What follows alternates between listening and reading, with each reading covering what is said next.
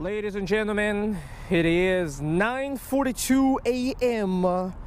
I just checked out from my hotel here, the Best Western Plus here in Edmonds, Washington. Let me tell you, if you are ever around this area, this is a hotel I definitely recommend. In particular, the little breakfast that they have over here, you know, with the eggs and the sausages, so traditional and classic. Top of the crop. That being said, ladies and gentlemen, when I woke up this morning and I sat on my bed, I had to make a very difficult decision right then, right now. I could spend the last day here in Washington exploring downtown Seattle, pretty much maybe even going to Chinatown, getting a nice meal, taking a nice photos, things that tourists would do, right? And then board my American Airlines flight smelling like an authentic and true gentleman, or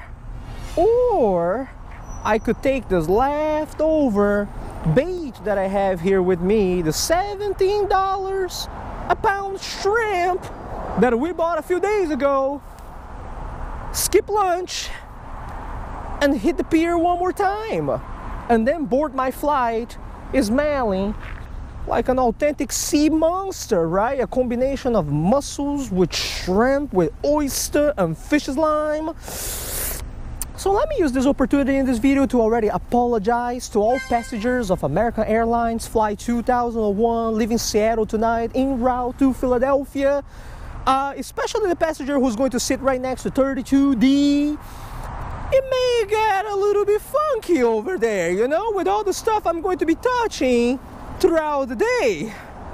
Well, yeah, all right, we're gonna hit the pier for a few hours, see what else may show up. But let me tell you all something. If you have been watching the YouTube videos over here, I can tell you with 120% confidence that you guys have already passed this class with an A+. You know what I'm talking about? The Edmonds Fishing Pier 101 class. All the previous videos, I've taught you guys everything that I could teach you about this particular fishing spot.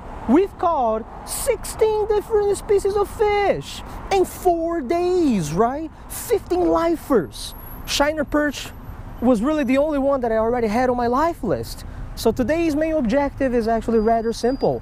I'm just going to hop over there, chill, have a very relaxed day, and go for whatever bites. I'm going to use this leftover bait, some fish bites. And I mean, you never know, right? It is never too bad to be too ambitious. Maybe even a lifer will show up. Maybe. Well, let's hop on the pier first and see how are the conditions over there, shall we? Conditions are actually looking quite good this morning. The water is actually pretty high right now. And today is Saturday, right? I don't know how well you guys can see it, but all across the horizon here in the Puget Sound, there are quite a bunch of boats out there. We got some of the salmon crew over here too, jigging just like every day, right? And I tell you what, I'm here at the end of the jetty because this is the part of the jetty that I explored the least.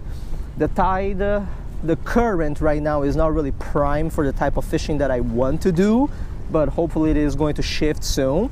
I'm going to get started with some flatfish, right? Because yesterday the flatfish over here was so good. I mean, I got the little fish bites ready, right? And I have so many species in the Pacific Northwest of flatfish that I don't have yet. So I'm gonna be a little bit more ambitious today. I'm gonna tie a high-low rig with 2 baits and just drag along the ledge over here, the sandy bottom, to see if anything new is going to show up. As always, I'm going to leave all the gear in the description of the video. 2-ounce sinker, just a tiny bit, size 10 hook, because some of the soles have very little tiny mouths, right?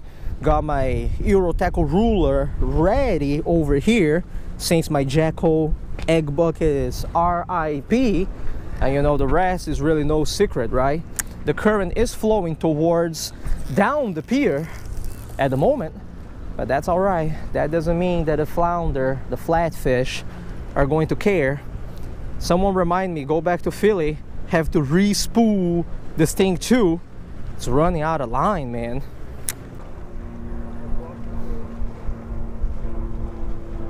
Oh, got our first hit of the day right here. Oh yeah. Come on, get it, boy. Oh yeah. Oh, got him. Oh no, I think I lost it. No, wait, it's still on? It's tiny. Yeah. Super tiny. Look at that, huh? Can't say that it is not really a flatfish.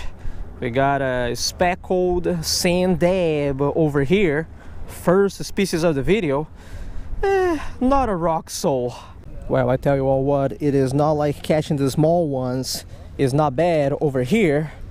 And that's because there are a few smaller species down there that I really don't have yet as well, right?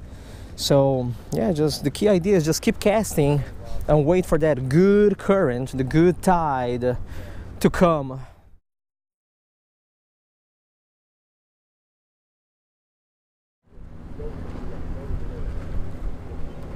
Oh yeah. Oh, I missed it.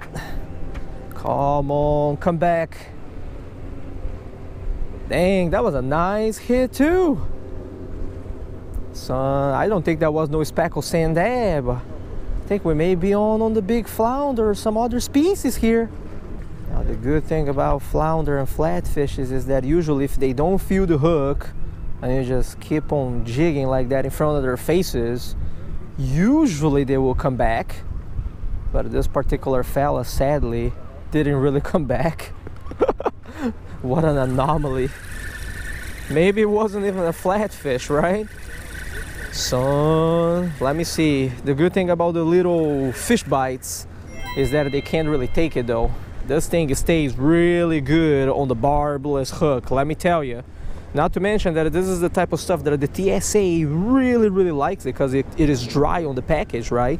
So I can take it anywhere around the country. Oh, got a hit. Come on, take it, bro. I don't know if it's big or not. Tiny. Maybe another speckled. Oh, actually a little bit bigger than a speckled. Maybe a tiny rock sole. Let's see what we got here. Yeah, I think it's a tiny rock sole. No, wait. Let's double check. What do we got here? And yes, it is a tiny rock sole. Well, there you have it. Second species of the day, huh? The rock sole actually showed up. That being said, we either need its great-grandfather to show up over here, or we need one of the other species, man. What happened to the starry flounder, Pacific sand dab, seal sole? Those are all potential species that I don't have yet. It's okay. We just continue with the grind as always.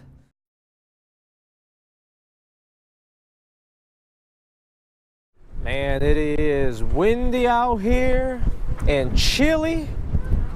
If there's one thing that I'm going to say on this YouTube video about this series, is that Washington folks are truly savages. I'm out here using 3 layers. You guys see the camera shaking right now? I'm using a thermal set of pants under this one over here, and I am still freezing my ass off. Meanwhile, you got the residents just passing by. Hi, how you doing? Did you catch anything today? Using like skirts, man, and shorts. People over here are just, they're used to it, you know, they're just built differently. Anyways, the flounder fishing kind of died off. Didn't catch anything else on the sabiki. And we still got that premium shrimp just over there.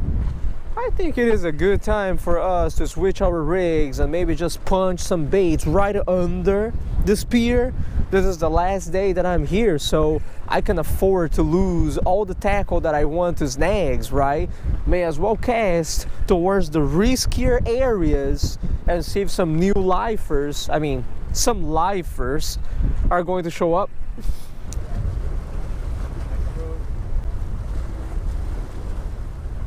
There we go. Get it, boy. This should be the shiner perch that we're looking for, right? Come on. Oh, that's no shiner perch. That actually feels really odd. Maybe just a tiny little rockfish again. Oh my lord, look at that. It's a striped, that's what's up. It's a striped sea perch. You know, I'm trying to catch one tiny shiner perch to use as live bait over here, and something quite yummy actually showed up. If I had a kitchen down here though, thing is I don't. You know folks, I did promise you all in a previous video, as I recall, that I was going to use live shiner perch, right, as bait for bigger species out there. So that's why I'm using the little sabiki over here, just trying to catch one tiny little Cimatogaster aggregata. And yeah, all the different species are actually showing up. I just caught a little quillback rockfish too. All right, sooner or later.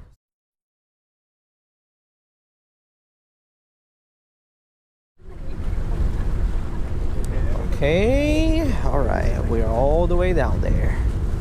Hopefully I'm not snagged. This is my last sabiki of this fishing trip too. My man, bites so fast, but it may be coming up finally. Oh yes, finally. Boy, sometimes so tough to just catch one of these. Look at that, huh? Yeah, it's going on the big hook right away. The problem with live lining with barbless hook is that your bait can fall off of the hook so easy, right? Since there is no barb. So what I do is I cut a little piece of the little fish bites and I use it as a stopper. And then just drop the fish straight down, nice and easy, while feeling it, so that I know that my bait is still on.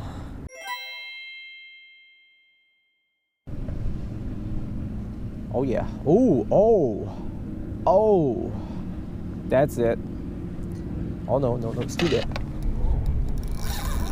Oh yeah, that's a nice one. On the shiner perch, finally. Make sure it doesn't take me to the pilot. Oh, took me under a rock. Oh, it's still on. Still in there. Still on there. Got it up. I got it up. Got it up, son. This reminds me of gag grouper fishing down in Florida. I'll tell that much. Oh yeah. Oh, wait a moment. What the? Oh man, it's just a rockfish with a starfish on it. Unbelievable, isn't it? I thought I had something so nice. Starfish came up together with it. All right, fellas, so there you have it. If you ever come here to the Edmonds Pier, just so you know, you live line a little shiner perch. You are not supposed to be targeting these dudes specifically, right? I'm not really targeting rockfish. I'm going for whatever bites. But yeah, if you put the little shiner perch down there, the bites are almost instant. Well, ladies and gentlemen, now it is for real. Everything that is good must come to an end indeed. Overall, this was a very successful trip though. I haven't left yet and I kind of feel sad already that I'm going back to the East Coast. I think we landed like what, 5, 5, 2, 3, 1, right? 5 new species on the first day, 5 new species on the second day, and then 2 species on the third day, 3 species yesterday, and 1 species today. I haven't really confirmed on the ID for that salmon yet. I'm gonna wait until I go back to Philadelphia to take a look of the shots that I took of the mouth of the fish, but that is definitely a new lifer. Hey, I tell you what, it was a pleasure shooting all these YouTube videos for you folks, you know, pretty much conveying to you guys my passion and my fishing adventures here in Edmonds, Washington, right? Kind of show you a little bit what the Puget Sound has to offer, you know what I'm saying? But yeah, it is time to go back. So thank you very much for watching. I'm going to use this opportunity to give a big shout out to my friend Vince Prickly Scoping on Instagram. He is the one who really helped me ID all the species, right, that I caught during this trip. And believe it or not, that actually saves me a lot of time, right? A lot of the time that I could be hitting the books and hitting the guides, I can actually spend it here on the water because Vince has been helping me out. Also, a big shout out to everyone who has gotten some packs of the EPF swim at www.eurotackle.net. You guys didn't really know about this, but the lodging over here, the airfare, everything was actually paid using the profits from the sales of the EPF swim. I did promise you guys, right, that I was going to use the proceeds to bring more videos here on the YouTube channel. So every time you actually buy a pack of those, I just wanted to let you know you're not just helping Eurotackle, you're helping your boy over here as well, right? And in return, you guys have all this footage that I just dropped here and there. Well, all right, it is time for me to go back, otherwise I'm gonna be late for the bus. I'll see you guys next time. Tie lines and take it easy. You know, I'll tell you all something. I am definitely not regretting the fact that I am not exploring Seattle right now. I was just fishing for the flatfishes over here when suddenly I saw this little silvery fish swimming around, flashing silver in the water. So I've been chasing what is called the Pacific herring over here for the last 4 days, right? They usually bite on the sabiki rig, forage, fish, jig. So I cast the stuff down there and I tell you what, I just landed my first ever baby salmon. And these things are actually so sensitive, and I don't have my Jackal egg bucket with me. I kind of feel naked when that happens, you know? I got a little temporary photo tank with just tiny little bit of water in it.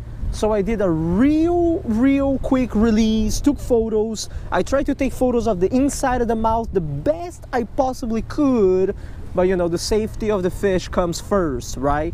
I did send the photos to Prickly Scoping, good old Vince, for him to analyze it for me. And he did tell me that if the gums were black and the mouth was black, then that was indeed a very tiny Chinook salmon, right? Hey, I tell you what, I'll double check when I go back to Philly, but that's definitely a new species for me, you know, 330 whatever. Let me cast the sabiki over here a little bit more, because that herring may just be around.